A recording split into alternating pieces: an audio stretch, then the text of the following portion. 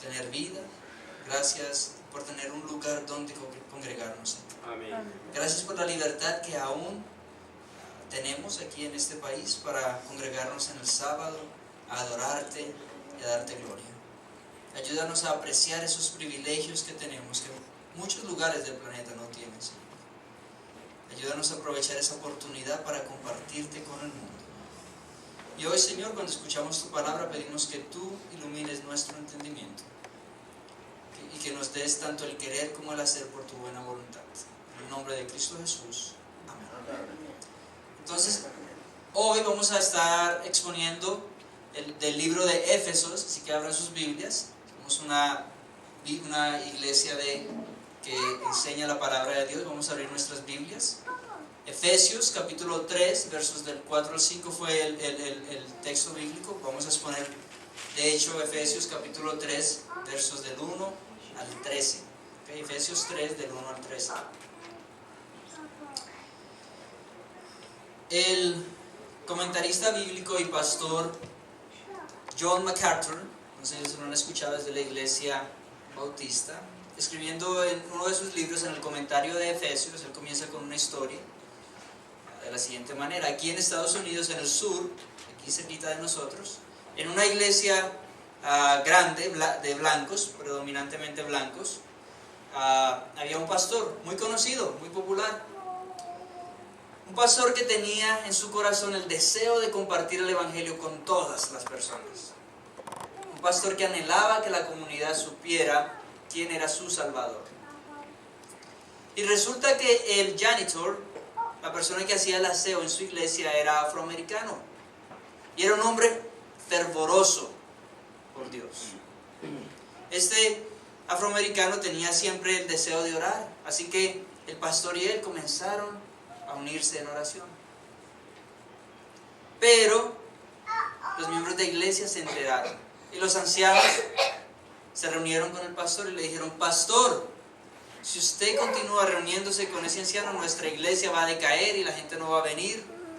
Si usted continúa reuniéndose con ese afroamericano, va a ser un caos en nuestra iglesia. Pero él continuó reuniéndose con él en oración. Muy pronto, cuando él iba al supermercado a comprar, no le querían vender. Cuando él iba a arreglar su auto, no le querían ayudar. Así que con tanto estrés, este predicador terminó en el manicomio. Finalmente, después de una semana allí, saltó de un cuarto piso y se suicidó. Es una historia de la vida real. Eso ocurrió aquí en Estados Unidos. ¿Qué piensan ustedes de esa historia? Es bastante triste, ¿no?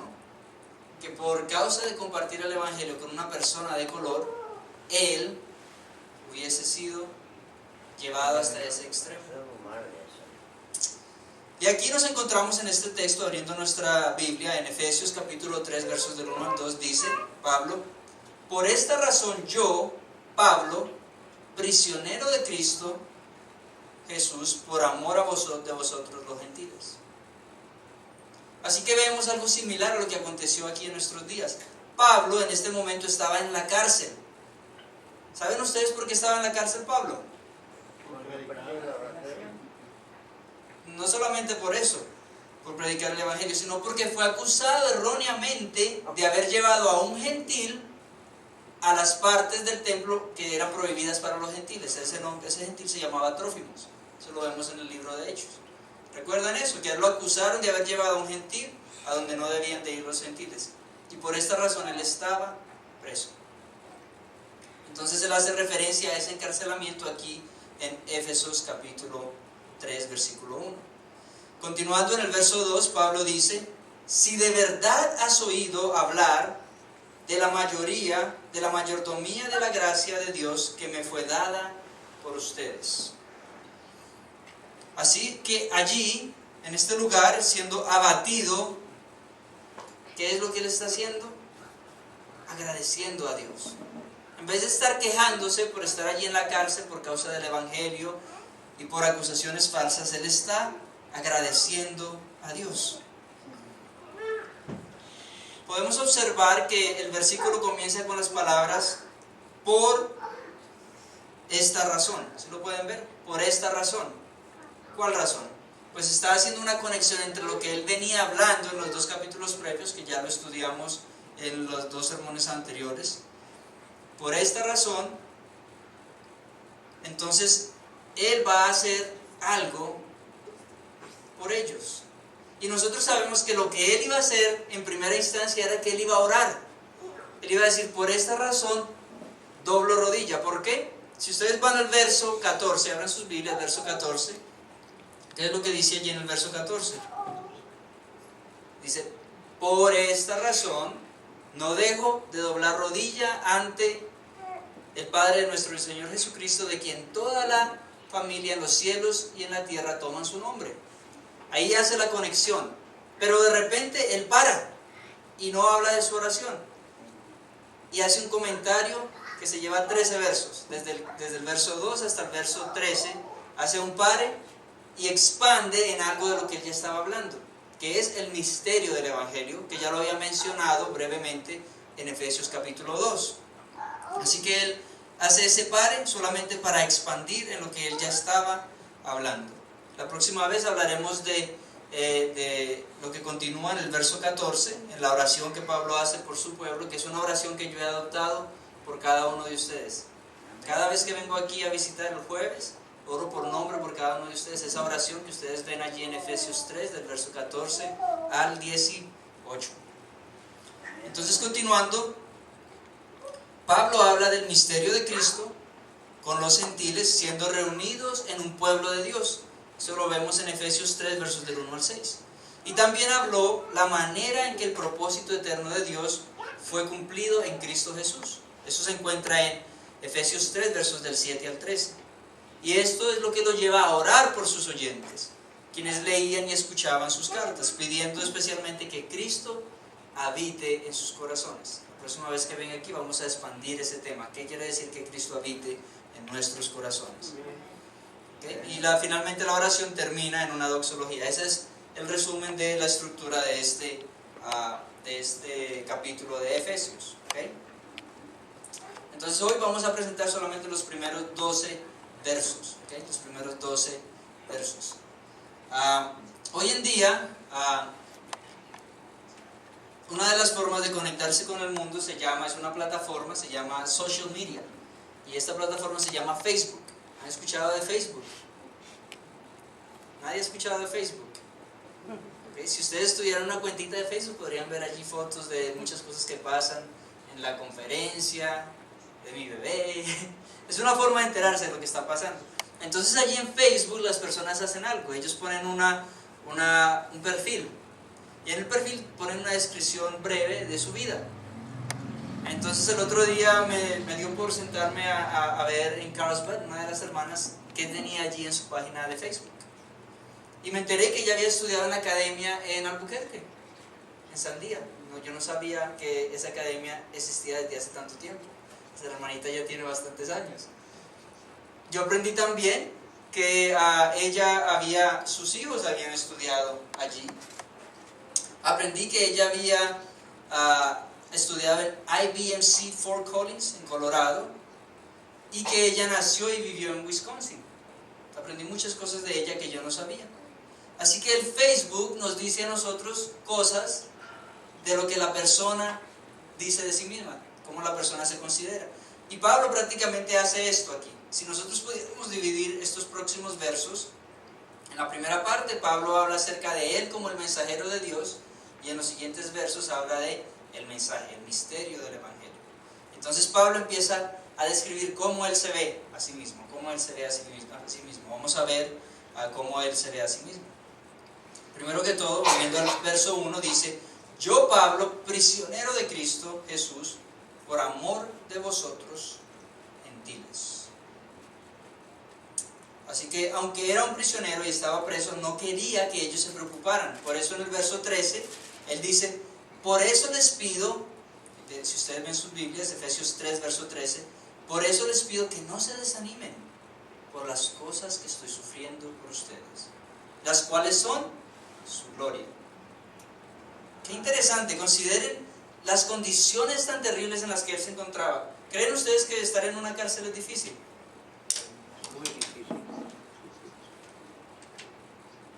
las cárceles de hoy en día les dan alimento, no están viviendo en situaciones inhumanas. Si hay invierno, tienen su aire acondicionado caliente, están muy cómodos allí. En aquellos tiempos no era así. En aquellos tiempos las raciones de comida eran mínimas, en aquellos tiempos una cárcel ciertamente no era un lugar agradable en el cual estar. Próximo slide, por favor. Entonces, en primer lugar, Pablo se describe como prisionero, después se describe como administrador, después se describe como apóstol, luego como ministro y finalmente como el menos que el más pequeño. Próximo slide. Próximo slide. Entonces el primer punto es que él es un prisionero. ¿Han escuchado? ¿Conocen a este hombre? ¿Alguien ha escuchado de él? Ni idea. Él se llama Said Abedini. Said Abedini. Y él es un pastor evangélico iraní. Y él fue arrestado en Irán y condenado a 8 años de prisión. Él era un estadounidense de ascendencia iraní que amaba a su pueblo y era prisionero del Evangelio y de Cristo. Y por eso lo sacrificó todo para ir a compartir el Evangelio con estas personas y terminó siendo prisionero del gobierno de Irán. Noten cómo Pablo, cuando habla de su emprisionamiento, él no dice soy prisionero de Roma. Él dice soy prisionero ¿de quién? De Cristo. ¿Okay? Entonces, este hombre, al igual que Pablo, lo sacrificó todo por compartir el Evangelio. Allí, ustedes saben cómo es el país de Irán, ¿no? Es uno de los países musulmanes más fanáticos. Entonces allí él dijo, él le dieron una paliza cuando estaba en la cárcel. ¿Sí saben lo que es una paliza? Le dieron muchos golpes, se quedó bien magullado, quedó bien mal. Y lo enviaron al hospital a ser tratado. Y adivinen qué le pasó en el hospital. ¿Lo trataron muy bien? No, sabían que él era cristiano, le negaron atención y le dieron otra paliza. Y lo devolvieron para la cárcel. ¿Ok? Esto le pasó a este hombre por causa del Evangelio. Recientemente nosotros vimos en las noticias que el presidente Trump hizo un cambio del tratado que se hizo con Irán. ¿Okay? Pero cuando se hizo ese tratado con Irán, entre las muchas negociaciones, además de los millones que les dieron, ellos liberaron a muchos de los prisioneros, entre los cuales se encontraba Said Abedini. Así que él pudo regresar a Estados Unidos, fue liberado y ahora continúa su ministerio.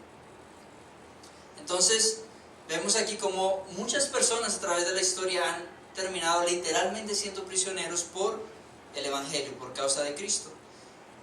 Pero en vez de ellos usar esto como algo para que las demás personas se sientan misericordia de sí, ellos lo usaban como una insignia de honor. Pablo dice, prisionero de Cristo por causa del Evangelio que Él me dio para compartir con los gentiles. Él lo usaba con orgullo. No decía, estoy siendo prisionero, víctima de las consecuencias. No, estoy siendo prisionero con honor, por el Evangelio. Al igual que los soldados, ustedes saben que su pastor estuvo en el ejército, usan con orgullo una Purple Heart. ¿Saben lo que es un Purple Heart? Un corazón púrpura. Esa es la insignia que le dan a los soldados cuando son heridos en combate. Y usted no se imagina que uno va a usar eso con orgullo, ¿no? Ay, no, me hirieron, ¿no? Porque eso quiere decir que usted fue valiente, demostró valor allí en el combate. Así que de esta manera Pablo estaba mostrando ese valor que él tenía por el Evangelio. ¿Okay? Entonces hoy te pregunto a ti, vamos a traerlo aquí a nosotros, la aplicación. Hoy te pregunto, ¿cuánto te estás sometiendo al llamado de Dios en tu vida? Es más, te pregunto aún más, ¿cuánto estarías dispuesto a sufrir? Ahora nosotros vivimos relativamente cómodos, ¿no? Aquí no nos están persiguiendo como en China, en Irán, en estos países. Entonces, ¿cuánto estamos nosotros dispuestos a dar? ¿Estamos preparándonos para ese momento en que va a haber esa gran prueba que viene delante de nosotros? ¿Nos estamos sometiendo nosotros como prisioneros de Cristo? Entonces Pablo continúa. Próximo slide. Además de describirse como prisionero, él entiende que él no posee nada, que todo es de Dios. Entonces él se describe como mayordomo.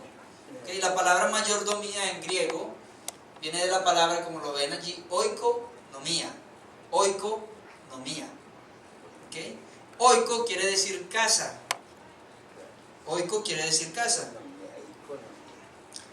Entonces vamos allí al verso 2 que dice: si en verdad han oído de la mayordomía, la administración de la gracia de Dios que me fue dada para ustedes. Recuerdan que yo les mencioné en un sermón pasado que en griego, cuando uno dice sí, tal cosa, eso se llama una frase condicional. Una frase condicional. Por ejemplo, si yo camino para adelante, me voy a caer. La condición es que si camino para adelante, entonces me caigo. Entonces, aquí la condición es una condición de certeza. O sea que una mejor traducción no es si en verdad, sino ya que de hecho han oído de la mayordomía. ¿Okay? No es en duda, sino que es una afirmación prácticamente, es una certeza. Entonces recuerden, como hablamos anteriormente, que esta carta era una carta cíclica. Pablo no escribió directamente y solo a los de Éfeso, sino que él escribió esta carta para que fuese distribuida por toda la región. Entonces él estaba hablándole a un grupo en general y estaba asumiendo que todos ellos habían escuchado del ministerio que Dios le había encomendado a él. Ahora mi pregunta es, ¿cómo tú te ves a ti mismo? ¿Te ves como dueño de todo lo que tienes o como mayordomo de las cosas que Dios te ha dado? ¿Y cómo cambiaría eso la forma como nosotros vivimos? Por ejemplo, ¿yo soy dueño de mi hijo o soy un mayordomo que debo de criar a mi hijo para Dios? Debo de prepararlo para el reino de Dios. Y si no es que yo sea dueño, sino que soy responsable por prepararlo y presentarlo a Dios de manera adecuada, eso cambia todo el aspecto. Ahora tengo que ser mucho más cuidadoso porque no estoy administrando lo que es mío, sino lo que es de Dios. ¿Y qué tal si aplicamos eso en cada aspecto de nuestras vidas? Vamos a abrir las Biblias en Deuteronomio capítulo 8, versos 17 y 18. Deuteronomios capítulo 8, versos 17 y 18.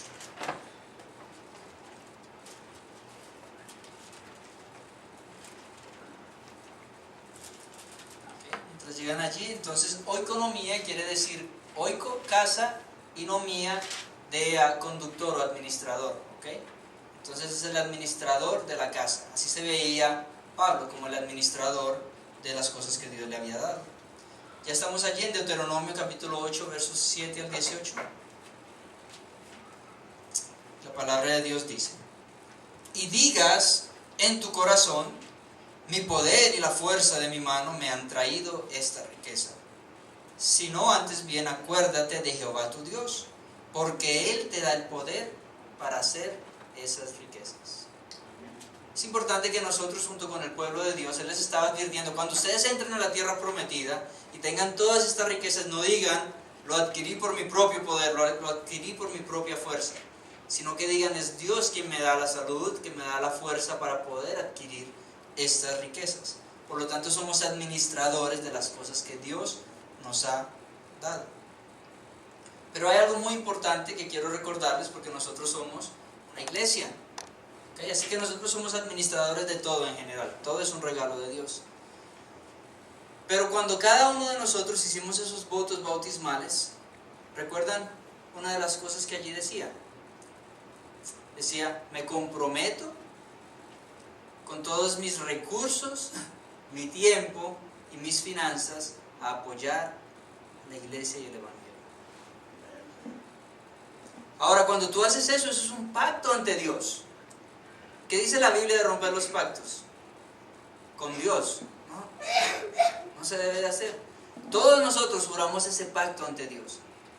Entonces, ¿qué es lo que les quiero decir? Nosotros somos mayordomos del evangelio. Cada uno de nosotros tenemos la responsabilidad, porque nos comprometimos ante Dios, de compartir el evangelio.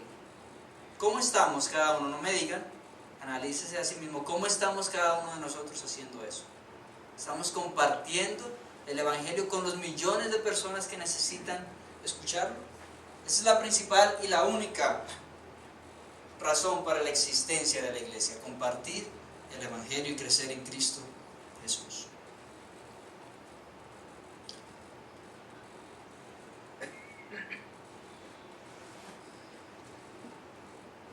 Entonces, nosotros somos mayordomos de las verdades del Evangelio eterno, el cual es un Evangelio poderoso, que es capaz de fortalecer al abatido, capaz de liberar al oprimido, capaz de sanar al molido y capaz de revivir a los muertos. Porque finalmente Jesús no vino para hacer gente mala y tornarla en gente buena, sino para hacer muertos que retomen la vida, para hacer que nosotros que estamos muertos en nuestros pecados seamos dados vida y vida eterna. ¿Okay? Entonces, como un buen administrador debemos de estar preparados para dar razón por la fe que hay en nosotros. Hoy en día los tiempos son muy diferentes a los tiempos en que vivieron los apóstoles, pero no son tan diferentes al fin y al cabo. ¿Recuerdan ustedes qué ocurrió cuando el pueblo de Dios estaba a punto de entrar en la tierra prometida? ¿Qué ocurrió? Se asustaron. Dijeron: hay muchos gigantes, no podemos dar ese paso y entrar en la tierra prometida. Y resulta que cuando la iglesia adventista surgió, nosotros cometimos el mismo error, porque vimos a esos gigantes de la evolución, a esos gigantes del materialismo, a esos gigantes, y nosotros estábamos hablando en oposición a esto. Mientras ellos decían: el mundo es producto de muchos millones de años y de la evolución, nosotros decíamos: no, es el producto, el resultado de la obra creadora de Dios. Y a propósito, no en millones de años, sino en 7 días. Pero hoy en día en la iglesia hay gente que desafortunadamente están aceptando y mezclando la palabra de Dios con esta ciencia que no es comprobada. Están mezclando la evolución junto con la creación, lo cual no puede ser, teológicamente no puede ser. ¿Por qué? Porque la muerte es el resultado ¿de qué? Del pecado. Ningún animal murió anterior al pecado, pero el proceso de evolución requiere un montón de sacrificios, muchos animales evolucionando a través de un gran periodo de tiempo para finalmente llegar hasta el ser humano. Dios no malgastó tantos recursos. Dios sencillamente creó cada criatura como la vemos hoy en día y le dio una posibilidad de diversidad.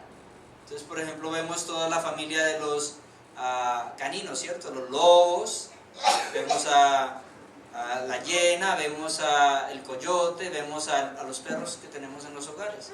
Es de la misma familia, pero nunca va a llegar a ser uno de esos una ballena, nunca va a llegar a ser uno de esos un animal, un ser humano. Entonces, nosotros también cometimos ese error, nos atemorizamos ante esos gigantes que habían en el mundo. ¿Okay?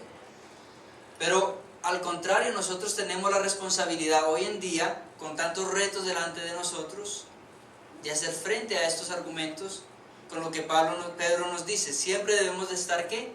Listos para dar razón por la fe que hay en nosotros. Y hoy en día tenemos mucha ciencia de parte nuestra. La cosmología afirma que el mundo no existió eternamente, sino que hubo un comienzo, porque el mundo se está expandiendo. Eso no lo creían los científicos hasta este siglo XX. Hoy tenemos ese punto a favor. Ya la Biblia nos decía: en el principio creó Dios. Hubo un principio del universo. Y así sucesivamente. Pero tenemos que buscar conocimiento, tenemos que informarnos. Los jóvenes están preguntando. Y muchos de nuestros jóvenes se van de la iglesia cuando van a las universidades, cuando van a lugares donde cuestionan su fe y no tienen una razón por la fe que hay en ellos. Así que es nuestro deber prepararnos, ¿ok? Entonces, continuando, después de esto, Pablo nos habla de que eres, próximo slide, apóstol. Apóstol. ¿Okay? Próximo slide. Él es, siguiente. Él es apóstol del Evangelio. ¿Y qué quiere decir la palabra apóstol? ¿Alguien sabe lo que quiere decir apóstol? Apóstol quiere decir enviado. Entendemos nosotros que hay una diferencia entre los 12 apóstoles, porque había un requisito. Ellos tenían que haber estado en el ministerio de Cristo cuando Él estuvo con vida y haber pasado por todo el ministerio de Él, haber estado cerca de Cristo. Ese fue el requisito que ellos hicieron al escoger el reemplazo de Judas. ¿Okay? Pero todos nosotros en un sentido somos apóstoles, somos enviados. Porque Cristo nos dijo, de la misma forma en que yo fui enviado, ahora os envío a que vayan por todo el mundo, a conquistar el mundo con el Evangelio. Siguiente punto, siguiente slide, nos habla de el ministro del Evangelio. Nos dice que él es ministro del Evangelio. Ok, déjenme preguntarles, ¿cuántos ministros tenemos aquí hoy? Levante la mano, si usted es un ministro. Pues todos estamos dormidos en la cama, yo creo que no. ¿Cómo? Muchos dormimos en la cama, yo creo que no llegamos allá. Ajá. A ser ministro. Porque para ser ministro ya quiere decir que se comete uno completamente así o a no. Porque la palabra de Dios es, crees o no crees. Okay. Ahí en el lugar donde comemos, en el centro de nutrición, hay mucha gente que se arrima allí a comer. Y los veo yo que quedan allí medios malditones y yo les he hablado muchas palabras del Evangelio y se han quedado viendo así, nomás se ven uno al otro. Okay. Es que la palabra de Dios dice que es como una espada de dos filos y así es la cosa. Okay. Quiero que todos levanten su mano, por favor. A ver, muéstrame que todos levanten la mano. Todos pueden levantar la mano. Levanten la mano. ¿Todos? Me faltan algunas personas. ¿Todos levanten la mano? ¿Ok? Y mire para los lados. Todos, por favor, levanten la mano. Todos ustedes son ministros. ¿Sabían la palabra ministro en griego es diácono? Y diácono quiere decir siervo. Todos nosotros somos siervos. Cada uno de nosotros, no solamente el pastor. Cuando la iglesia adoptó ese error que es heredado del catolicismo, que el ministro es el cura, el ministro es el padre, no, todos nosotros somos ministros del Evangelio, cada uno se nos está dando un don para el uso. Que como dijo el hermano, que algunos nos quedamos más bien acostados o calentando silla, pero eso no es. En la Biblia no debe de haber espectadores, todos debemos de ser jugadores en el campo, todos debemos de ser soldados en el campo de combate. ¿Okay? Entonces todos somos ministros, ¿ok? Qué bueno que hicimos la aclaración, ya saben todos que el único no es el pastor, sino que todos somos ministros y somos responsables ante Dios. ¿Okay? Entonces el último punto en cuanto a la descripción de cómo Pablo se ve a sí mismo es que él se ve como menos que el más pequeño. Vamos a leerlo allí. Efesios capítulo 3 versos 7 al 10. Efesios capítulo 3 versos 7 al 10 y dice: y del cual yo fui hecho ministro por el don de la gracia de Dios que me ha sido dado según la operación de su poder. A mí, que soy menos que el más pequeño de todos los santos, me fue dada esta gracia de anunciar entre los gentiles el evangelio de las inescrutables riquezas de Cristo y de aclarar a todo cual sea la dispensación del misterio escondido desde los siglos en Dios, que creó todas las cosas, para que la multiforme sabiduría de Dios sea ahora dada a conocer por medio de la iglesia a los principados y potestades en lugares celestiales. Próximo slide. Ahora bien, Pablo nos está diciendo que él es el menos que el más pequeño del reino. ¿Y sabían ustedes qué significa la palabra Pablo? ¿Alguien sabe? Pequeño. Eso significa Pablo, pequeño. Ahora bien, nosotros no sabemos si este era un apodo que él se puso, un apodo que le dieron, o si era su nombre, porque en la diáspora son los hebreos que estaban esparcidos por el mundo. Para ellos estar en el Bar Mitzvah, en su... déjenme buscar la palabra aquí exactamente. ¿Okay? En el Bar Mitzvah, como parte de su cultura judía, ellos tenían un nombre hebreo y cuando estaban afuera también tenían un nombre griego. Entonces posiblemente su nombre hebreo era Saulo, que lo conocemos, Saulo de Tarso, y su nombre griego era Pablo, pequeño. Puede que eso haya ocurrido, o puede que haya sido un apodo que él se puso posteriormente. Ahora bien, ¿cómo se imaginan ustedes a Pablo? La Biblia no nos dice mucho de Pablo, nos dice que probablemente tenga problemas de vista, ¿cierto? El aguijón, y él decía, miren cómo escribo con mi firma bien grande, o tal vez era porque tenía problemas en las manos por trabajar en las carpas, ¿ok? Pero si hay una escritura no canónica, fuera de la Biblia, una escritura no canónica que sí nos habla con respecto a Pablo. Este es un libro llamado Pablo y Felca, ¿ok? Y esto habla de una relación entre Pablo y una mujer. Es una relación ficticia, nunca se ha comprobado eso. Pero sí nos describe a Pablo cuando estaba en Tesalónica, ¿ok? Y miren lo que dice de Pablo. Describe de Pablo de la siguiente manera: bajo de estatura, patas arqueadas, así las piernas arqueadas como un vaquero, cejas espesas y ojos saltones. No era muy bonito, ¿no? De hecho, en la carta de Corintios nos dice que parecía como se dice afterbirth, como una persona, como un aborto después de las 40 semanas. Feíto. Nos dice eso, ¿ok? Entonces, Pablo no era muy atractivo físicamente, ¿ok? Tal vez parte de eso, y tal vez parte del apodo que él se pone a sí mismo, es porque era bajo de estatura, entonces se llama a sí mismo pequeño. Entonces, por otro lado, el que sí era un predicador apuesto era Apolos, un buen predicador y era apuesto. Por eso algunos decían, yo soy de Pablo, yo soy de Apolos, yo soy de este, porque les parecía mejor predicador Apolos. Entonces, mientras yo estudiaba esto para hacer este sermón, me pregunté, es más, les voy a preguntar, ¿quién de ustedes se considera menos que Pablo? ¿Quién de ustedes se considera menos que Pablo? Yo, doy el grito más grande, con todo mi ser me considero menos. Pero Pablo está diciendo, no, yo soy el menos que el más pequeño de los santos. Y yo me pregunté, ¿pero por qué Pablo está diciendo eso? ¿Cómo es posible que Pablo sea el menos que el más pequeño de todos los santos?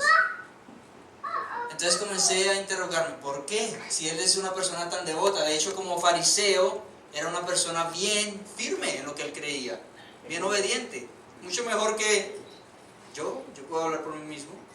Él era bien obediente. Yo, antes de conocer a Cristo, estaba en el mundo, no sabía nada, pero él siempre fue bien obediente a lo que él entendía. ¿Cómo es posible que él sea el más pequeño? ¿Será esto falsa humildad? ¿O será que en realidad él creía eso? Entonces comencé a meditar y me recordé de este verso que dice que donde sobreabunda el pecado, sobreabunda la gracia. Y empecé a preguntarme, la conversión de Pablo no es una conversión normal, no es una conversión típica como la que nosotros tenemos. ¿A quién de ustedes Dios lo tumbó de un caballo para que creyera? Levante la mano. ¿A quién de ustedes Dios lo cegó para que creyera? ¿A quién de ustedes Dios le envió a alguien con palabra diciéndole, yo te he separado para que compartas el evangelio con otros? A ninguno de nosotros. Entonces venía en el camino hablando con mi mamá y le dije, en los evangelios se nos dice que quienes iban por delante de los fariseos al reino de los cielos. Dice que las rameras y que los publicanos iban delante de ellos, entrando al reino. Porque donde sobreabunda el pecado, sobreabunda la gracia. Lo que ocurre es que ellos reconocieron que eran pecadores. Pero para Pablo y un fariseo andando en su rectitud, aunque también eran pecadores, de hecho eran más pecadores que los otros porque no reconocían su necesidad de Dios, para ellos la gracia de Dios era casi imposible aceptarla porque se creían muy justitos. Hoy estábamos hablando de la justificación en la escuela sabática. Se creían muy justitos ellos delante de Dios y no reconocían su pecaminosidad. Entonces, la conversión de Pablo no es una conversión típica. Dios tuvo que mostrarle una gracia extra, una gracia adicional para llamar su atención. Dios no tuvo que hacer eso con ninguno de nosotros. Alguien nos compartió el evangelio y por la fe lo aceptamos. Igual que Tomás, Dios tuvo que hacer algo extra para que él creyera. Tuvo que aparecérsele vivo, que pusiera su dedo allí. ¿Okay? Entonces esos son más pequeños que nosotros porque requirieron más prueba. Nosotros, por la fe, creemos en Él. Pienso que en ese sentido tal vez él estaba refiriéndose a sí mismo como el más pequeño de todos los santos. Cuando él se comparaba con el resto, él vio que Dios añadió gracia para poder traerlo a sus pies. Entonces continuamos aquí en Efesios capítulo 3, verso 8. Nos decía: a mí, que soy el menos que el más pequeño de todos, me fue dada esta gracia de anunciar a los gentiles el evangelio de las inescrutables riquezas de Cristo. Ahora bien, en la Biblia, los escritores del Nuevo Testamento, para mostrarnos la divinidad de Cristo, ¿quién cree que Cristo es Dios? Levanten la mano. Todos creemos que Cristo es Dios, ¿right? ¿Ok? Por favor, sean más activos, interactúen conmigo, levanten la mano, es mucho esfuerzo, además así se despiertan. Ok, exacto. Todos creemos que Cristo es a Dios. Pues los escritores del Nuevo Testamento hacían algo muy bonito para hacernos caer en cuenta de eso. Por ejemplo, en Efesios 1 se nos habla de las riquezas de Dios, el Padre, y se nos describen allí, cuando lo estudiamos, ciertas características de las riquezas del Padre, su sabiduría y todas estas cosas. Ahora se le aplican aquí a Cristo. Las mismas virtudes que tiene el Padre, las tiene Cristo, el Hijo. Y de esa manera nos muestra que Cristo es totalmente Dios, al igual que el Padre. ¿Okay? Entonces, Pablo estaba aquí abordando algo muy interesante. Recuerdan que cuando Pablo escribió esta carta, él estaba en prisión y vino uno de los fundadores de las iglesias de allí y le dijo: miren, llegaron los gnósticos usando terminología cristiana, dándole un significado totalmente diferente. ¿Qué vamos a hacer al respecto? Este era un anciano que no sabía qué hacer en ese momento, así que fue hasta a ver a Pablo a la cárcel para pedir asistencia, y Pablo, como resultado, escribe estas cartas para que se distribuyeran por la región. Entonces Pablo estaba abordando el tema de los gnósticos. ¿Quién se ha visto la película de Da Vinci Code? El código de Da Vinci. Ok, en esa película y en un libro que se llama Un Evangelio pseudo canónico, que no está en la Biblia, se llama El Evangelio de Tomás, se habla acerca de este gnosticismo. Y los gnósticos y algunos griegos creían que habían dos realidades coexistentes: la materia, los átomos, y la espiritual, Dios. Entonces, para ellos el espíritu era bueno y la materia era malvada. ¿Un cristiano puede creer eso, que el espíritu es bueno y la materia es malvada? Bíblicamente no podemos, porque en la Biblia se nos dice que cuando Dios creó todas las cosas, todo era bueno en gran manera. ¿Okay? Entonces la materia no es malvada por esencia. Esto era lo que ellos creían, que el espíritu era bueno y la materia era malvada. Y por lo tanto, un espíritu perfecto como Dios no podía crear a un hombre pecador. Por lo cual ellos rechazaban que Jesús fuera plenamente Dios y lo subordinaban a un semidios, a un demigod se dice, a un demidios. ¿Okay? Entonces él está escribiendo esta carta con eso en mente, así que aquí escribe para atacar esa herejía, y él dice: a mí, que soy menos que el más pequeño de todos los santos, me fue dada esta gracia de anunciar entre los gentiles el evangelio de las inescrutables riquezas de Cristo, y de aclarar a todos cuál sea la dispensación del misterio escondido desde los siglos en Dios, que creó todas las cosas. Entonces ahí está diciendo: ustedes dicen que Dios no creó, yo les digo, Dios creó todas las cosas. Después, para los gnósticos, por lo tanto, como les dije, Jesús nunca podía haber sido un Dios, solamente un semidios. Pero Pablo se refiere a ese concepto como erróneo. Observe cómo también hace referencia a otra de las enseñanzas de los gnósticos. Vamos allá al verso 10, dice: el propósito de esta iluminación es que a través de la iglesia la multifacética sabiduría de Dios ahora sea revelada a los gobernantes y a las autoridades en lugares celestiales. O si tienen sus Biblias, una versión más conocida, la Reina Valera de 1960, dice: para que la multiforme sabiduría de Dios sea ahora dada a conocer por medio de la iglesia a los principados y potestades en los lugares celestiales. Ok, ¿qué es lo que estaba pasando aquí? Los gnósticos creían que el hombre puede ascender al cielo. Nosotros también creemos que por la gracia Dios nos puede llevar al cielo y luego a la nueva tierra. Pero ellos creían que este proceso se daba a través de conocimiento secreto, a través del cual tú pasabas por diferentes niveles. Entonces ellos creían en dioses y tú tenías que tener palabras claves para pasar de un nivel al próximo nivel hasta que finalmente podías llegar al nivel supremo. Por eso se llama gnosticismo, ¿okay?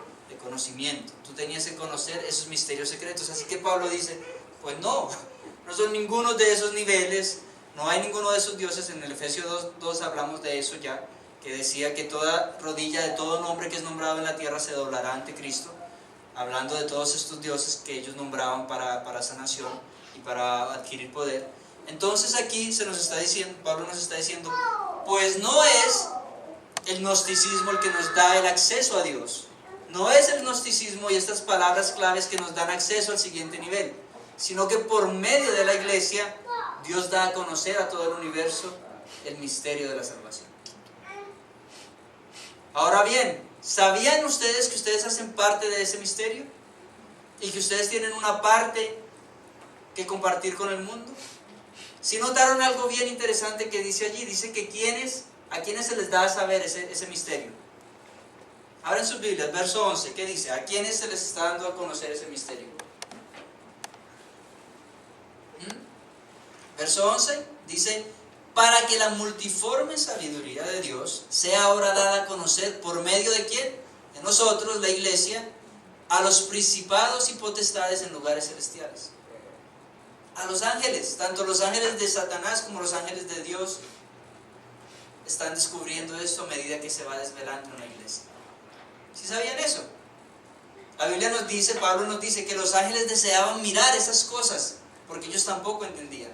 Y como mencionamos antes, inclusive los profetas en ocasiones tampoco entendían lo que estaban profetizando. Ellos nunca lo vieron venir. They never saw it coming. Nunca se imaginaron que Dios iba a unir a los gentiles con los judíos en un mismo cuerpo. Nunca se les pasó por la mente. Nunca. Ellos hablaron de eso, ya estaba profetizado que por medio de Abraham los judíos iban a ser bendecidos. No, decía todas las naciones de la tierra. Ya estaba allí. En los libros de Isaías también decía lo mismo. Ya eso lo hablamos anteriormente. Pero ellos nunca cayeron en cuenta de eso, nunca lo entendieron. ¿Okay? Entonces aquí Pablo nos dice que la iglesia, recuerdan como hablé anteriormente, que en ese tiempo era la única institución en la que gentiles, judíos, siervos, mayordomos, mujeres y hombres, todos podían reunirse en un mismo lugar. Recuerda que anteriormente hablamos que habían divisiones, que había muchos muros, la mujer separada de los hombres, los gentiles de los judíos. La iglesia era el único lugar en el primer siglo en el cual eso no ocurría, había una unión.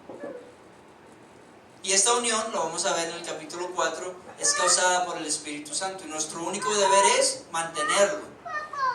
Pero no hemos hecho un muy buen trabajo manteniendo la unión de la iglesia. No tenemos que crearla, solo tenemos que mantenerla, pero no hemos hecho un muy buen trabajo en hacerlo. ¿Okay? Entonces, aquí Pablo nos dice que por medio de la iglesia, aún los ángeles iban a conocer la sabiduría de Dios. ¿Y cuál era esa sabiduría de Dios? Eso es lo que se considera como ¿qué? Como el misterio, ¿ok? Verso 11 dice, de acuerdo con el propósito eterno que se propuso en Cristo nuestro Señor, verso 12, en quien tenemos seguridad y acceso con confianza por la fe en Él. Entonces, ¿alguna vez ustedes se han preguntado qué quiere decir ese misterio? ¿Cuál es ese misterio del cual Pablo habla? ¿Se han preguntado alguna vez cuál es el misterio del que Pablo habla? Entonces yo me pregunté, ¿cuál es ese misterio? Y la mejor forma que yo pensé de hacerlo era examinar las veces que la palabra misterio aparece en los escritos de Pablo. Y Pablo no fue muy buen locutor, él usó la palabra de muchas formas diferentes. La misma palabra misterio tenía 12 usos diferentes. Están relacionados, pero son 12 usos diferentes. Voy a compartirlos con ustedes. Si usted es de las personas que les gusta tomar apunte, puede tomar apunte donde aparece la palabra misterio. En Romanos capítulos 9, 10 y 11, el misterio es el endurecimiento de Israel para permitir la inclusión de los gentiles. Capítulos 9, 10 y 11 de Romanos nos dice que ese misterio es el endurecimiento de Israel para permitir la inclusión de los gentiles. Segundo, Dios dice que el evangelio dado a conocer a todas las naciones que están incluidas a través y en Cristo. Ese es el punto número 2. El Evangelio es el misterio. ¿Okay? Punto número 3 dice que los cuerpos glorificados, los cuerpos de nosotros tras la resurrección, son un misterio. Vamos allí en 1 Corintios, si quiere tome apunte. 1 Corintios capítulo 15, versos 51 y 52 dice: He aquí os digo un misterio, no todos dormiremos, pero todos seremos transformados. El misterio es el cuerpo de los resucitados. En Efesios capítulo 1, verso 10 nos dice que el misterio es reunir todas las cosas en Cristo. ¿Ven? Cada vez es un uso diferente. En Efesios capítulo 5, verso 30 nos dice que el misterio es la relación entre Cristo y la iglesia, que se asemeja a la relación de un matrimonio entre hombre y mujer. Eso es un misterio. La relación entre Cristo y la iglesia, en Efesios 5, 30. En Efesios 6, 19 nos dice el misterio del Evangelio. Luego en Colosenses 1, 26 y 28 nos dice que el misterio es que los gentiles son incluidos en el pueblo del pacto y recipientes del Espíritu Santo, a fin de producir una madurez cristiana para restaurar la imagen caída del hombre. Nos dice que la iglesia tiene el propósito de restaurar la imagen del hombre. ¿Y cuál era la imagen del hombre? Nosotros fuimos hechos a imagen y semejanza de Dios, restaurar la imagen de Dios en el hombre. ¿Okay? Ese es el misterio. ¿Okay? Que Dios va a procurar por medio de su iglesia mostrar un grupo de gente diferente, un grupo de gente que no actúan como hombres caídos, sino como hijos de Dios. Pero se pone más interesante el misterio en 2 de Tesalonicenses capítulo 2, verso 7. 2 de Tesalonicenses capítulo 2, verso 7. Yo creo que yo había hecho slides de cada uno de estos. El misterio se refiere a el anticristo. Dice que el misterio de la iniquidad, aquel maligno, ese es un misterio también. ¿Okay? 2 de Tesalonicenses capítulo 2, verso 7. En Timoteo, 1 de Timoteo capítulo 3, verso 16, nos dice que el misterio, y allí es un bonito poema, es un resumen del Evangelio, nos dice que el misterio es la encarnación, la muerte y la resurrección de Cristo. Encarnación, muerte y resurrección. Nos dice: y sin controversia, grande es el misterio de la piedad. Dios se manifestó en la carne, encarnación, justificado y vindicado en el Espíritu, visto de los ángeles, predicado a los gentiles, creído en el mundo y recibido en la gloria. Entonces la encarnación, la muerte y la resurrección son el misterio también. En Efesios capítulo 3, versos 3 al 6 nos dice que los gentiles y los judíos, siendo coherederos de la salvación y coherederos del pacto de Dios, es el misterio. Nos dice que por revelación me fue declarado el misterio, como antes lo he escrito brevemente. Estoy leyendo el verso 3, Efesios 3, 3. Verso 4. Leyendo lo cual podéis entender cuál sea mi conocimiento en el misterio de Cristo. Verso 5. Misterio que en otras generaciones no se dio a conocer a los hijos de los hombres, como ahora es revelado a sus santos apóstoles y profetas por el Espíritu. ¿Cuál es ese? El verso 6 es la clave. Que los gentiles son coherederos y miembros del mismo cuerpo, y copartícipes de la promesa en Cristo Jesús por medio del Evangelio. Entonces vemos que el misterio es bastantes cosas relacionadas con la iglesia, relacionadas con el tiempo del fin, pero en esencia el misterio es que Dios en Cristo estaba buscando unir todas las cosas. Tanto gentiles como judíos, todos son recipientes de las promesas de Dios. Así que no tenemos que judaizarnos para ser pueblo de Dios. ¿Okay? No tenemos que seguir todas las reglas como estábamos hablando hoy. Porque por las obras de la carne nadie será justificado. Así que no tenemos que buscar parecernos a nadie para ser miembros del cuerpo de Cristo. Entonces Pablo afirma, noten esto, quiero llevarnos a una conclusión con esto. Pablo afirma que ¿de quién recibió él este conocimiento, este gran misterio? ¿De quién lo recibió?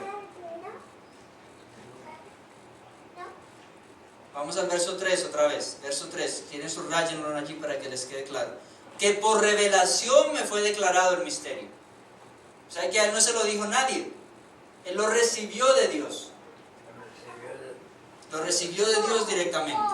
No por su propia sabiduría. Ahora, ¿cómo aplicamos eso a nosotros? Así también debe ser para nosotros. Podemos verificar la evidencia. Yo les dije que es bueno estar listos para dar razón por nuestra fe. Pero debemos ser humildes y aceptar que a menos que Dios nos revele estas cosas, no las sabríamos. ¿Sabían ustedes? Dios pudo haber sido un Dios que decidió esconderse y nunca manifestarse al mundo. Pero Él escogió ¿qué? Revelarse. Nos dio a los profetas que revelan su palabra. Nos dio el libro de Apocalipsis que revela a Cristo mismo en los eventos finales. Entonces tenemos que darle gracias a Dios y tenemos que buscar ese encuentro personal. Cuando a ti Cristo se te revele personalmente. ¿Tienes tú una relación personal con Cristo? ¿Se ha revelado Él en tu vida? ¿O solamente lo has oído de oídas? ¿O podrás declarar con Job: antes te había escuchado, pero ahora mis ojos te han visto? ¿Puedes decir tú como Pablo: ya se me cayeron las escamas y ahora recibí la revelación de Dios? Mis ojos te han visto. ¿Ok? Entonces aquí podemos ver que la belleza del Evangelio es que es inclusivista y no exclusivista. ¿Recuerdan lo que le dije que los judíos hacían si una mujer o un hombre se casaban con un gentil? ¿Sí recuerdan? Que ellos no celebraban una boda sino un entierro. Cuando alguien se casaba con un gentil, celebraban un entierro diciendo: esta persona ya no es parte de nosotros, es como si estuviera muerta. Pero si estos dos grupos que eran tan hostiles los unos con los otros pudieron unirse, nosotros en la iglesia también podemos. Amén. Ahora quiero traerlo aquí a nosotros. Como la iglesia no es exclusivista y no es solo para algunos pecadores, y con esto termino, sino que es inclusivista, por lo tanto, si estos pudieron aceptarse los unos a los otros, ¿qué hay de nosotros? Podemos aceptar a cualquier pecador que atraviese por estas puertas. Eso no es fácil, solamente por la gracia de Dios podemos hacerlo. Porque, ¿qué tal si ese pecador es ese pecador que hace ese pecado que a ti te molesta tanto? ¿Qué tal si ese mismo pecador cometió esa ofensa que tanto te angustia? Por ejemplo, tal vez algunos de ustedes no puedan aceptar a ningún asesino aquí en la iglesia, porque alguno de sus padres fue asesinado en alguna tragedia. Tal vez algunos de ustedes no puedan aceptar a una persona que se divorció y cometió infidelidad matrimonial, porque tú has sido lastimado por una tragedia semejante. Tal vez no puedas aceptar a una persona mentirosa, porque a través de tu vida siempre te han mentido y te ha causado mucho daño. O tal vez para ti sea la violación, porque te han violado a ti físicamente o a alguien que tú conoces. No es fácil lo que Dios nos pide, que nosotros nos aceptemos los unos a los otros, que aceptemos a esos pecadores que nos molestan más, esos pecadores que nos incomodan más. Pero si los judíos que decían, recuerden esto, los judíos decían que Dios, los fariseos, creó a los gentiles para añadir como si fuera madera al fuego del infierno, para añadir gasolina al infierno. Eso es lo que ellos creían, pero aún así pudieron compenetrarse con este grupo. Así que yo entiendo que Dios puede hacer lo mismo con nosotros, para que seamos un grupo de creyentes inclusivistas y aceptemos a cualquier pecador penitente. Esa es la clave, ¿cierto? Para ser parte del cuerpo de Cristo, el pecador tiene que estar penitente, tiene que estar arrepentido, ¿ok? Para ser aceptado como parte del cuerpo de Cristo. Entonces, ¿podemos nosotros aceptar ese misterio? Ese misterio que une gente, ese misterio que no separa, sino que busca unir. ¿Es tu deseo de aceptar el misterio del Evangelio en esta mañana? Si ese es tu deseo, vamos a ponernos de pie para tener una oración.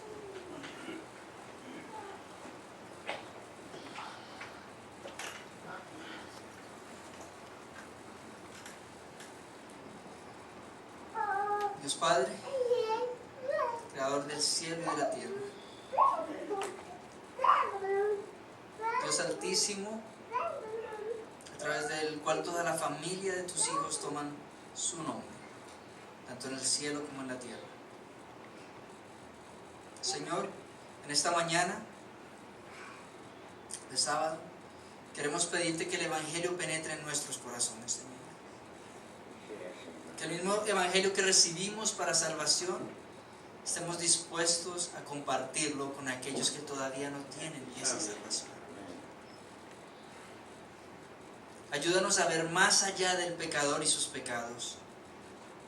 Aquella persona que tú puedes, por medio de tu Santo Espíritu, transformar. Que tú puedes convertir en un siervo dedicado a ti. Ayúdanos a ver cómo logró la iglesia en aquel siglo primero. Ver más allá del asesino que Pablo fue, de los cristianos, y llegar a ver al apóstol, líder, llevando el Evangelio a los gentiles. Ayúdanos, Señor, a ver no al presente pecador, sino a la posibilidad del santo que tú puedes crear por medio de tu Santo Espíritu. Perdónanos, Señor, en las ocasiones